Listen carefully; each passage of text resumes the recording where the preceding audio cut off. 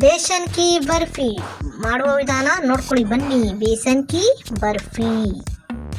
ಗೀ ಒಂದು ಪ್ಯಾನ್ ತಗೊಳ್ಳಿ. Ghee 4 table spoon ಹಾಕಿ. ನಂತರ ರೋಸ್ಟ್ ಆನ್ ಲೋ ಫ್ಲೇಮಲ್ಲಿ ಕಡಲೆ ಹಿಟ್ಟು, ಓಕೆನಾ, ಚೆನ್ನಾಗಿ ಗೋಲ್ಡನ್ ಕಲರ್ ಬರೋವರೆಗೂ ಚೆನ್ನಾಗಿ ಹುರ್ಕೊಳ್ಳಿ, ಓಕೆನಾ. ತುಪ್ಪ ಅಬ್ಸರ್ವ್ ಮಾಡಬೇಕು, ಓಕೆ.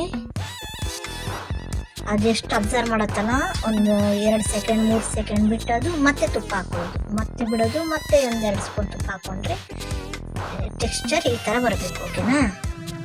ಇವಾಗ ಶುಗರ್ 3 ಟೇಬಲ್ ಸ್ಪೂನ್ ಹಾಕಿ.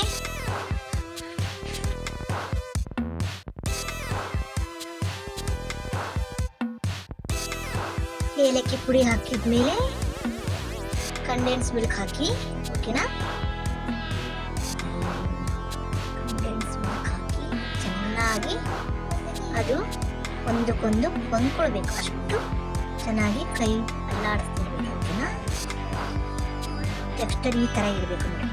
ಪ್ರೊಸೀಜರ್ ಸ್ಲೋ ಫ್ಲೇಮಲ್ಲೇ ಇರಬೇಕು. Start coming, okay. ಸ್ಲೋ ಫ್ಲೇಮಲ್ಲಿ ಇಟ್ಟು ಮಾಡಿ. Start coming together, okay.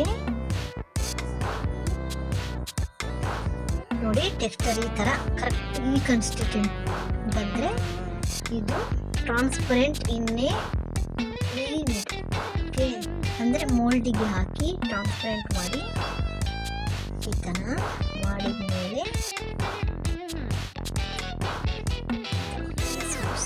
ನೋಡಿ ಸೌಟಲ್ಲಿ ಆ ಥರ ಮಾಡ್ತಾ ಇದ್ದೀರಲ್ಲ, ಆ ಥರ ಮಾಡಬೇಕು. ಈ ಥರ ಮಾಡಿ ಆಮೇಲೆ ಪಿಸ್ತಾ ಬಾದಾಮಿ ಚಿಕ್ಕ ಚಿಕ್ಕ ಪೀಸುಗಳನ್ನಾಗಿ ಮಾಡಿ ಚಾಪ್ಡ್ ಪಿಸ್ತಾಸ್, ಓಕೆನಾ. ಚೆನ್ನಾಗಿ ಚಿಕ್ಕ ಕಟ್ಟುಗಳನ್ನಾಗಿ ಮಾಡಿ ಈ ಥರ ಇದ್ರ ಮೇಲೆ ಹಾಕಬೇಕು, okay. Let set for and half, ಓಕೆನಾ. ಒಂದು 2 or 3 hours ಬಿಡಬೇಕು ಈ ಥರ ಗಟ್ಟಿ ಬರಲಿಕ್ಕೆ. ಬಿಟ್ಟ ಮೇಲೆ ಚೆನ್ನಾಗಿ ಕಟ್ ಮಾಡ್ಬೋದು. ಕಟ್ಟಿಂಗ್ ಡೆಸರ್ಟ್ ಶೇಪ್, ಓಕೆನಾ. ನೋಡಿ ನೀವು ಮನೆಯಲ್ಲಿ ಮಾಡ್ಕೊಳ್ಳಿ. ಈಸಿ ಆಗುವಂಥ ರೆಸಿಪಿ. ಜಾಸ್ತಿ ಏನು ಐಟಮ್ ಇಲ್ಲ ಇದಕ್ಕೆ. ಮೇನ್ ಏನಂದರೆ ಬೇಸನ್ ಏನು ಕಡಲೆ ಇಟ್ಟಿದ್ವಲ್ಲ ಅದು ಹುರ್ಕೊಳ್ಳೋದು, ಒಂದು 2 ಸೆಕೆಂಡ್ ಹುರ್ಕೊಳ್ಳೋದು, ಆಮೇಲೆ ಮತ್ತೆ 2 ಸೆಕೆಂಡ್ ಹುರ್ಕೊಳ್ಳೋದು, ಮತ್ತೆ ಈ ಥರ ಮಾಡಿದರೆ ಅದು ಅಬ್ಸರ್ವ್ ಆಗುತ್ತೆ, ಹೊಂದ್ಕೊಳ್ಳೋದು ಚೆನ್ನಾಗಿ ಬರುತ್ತೆ.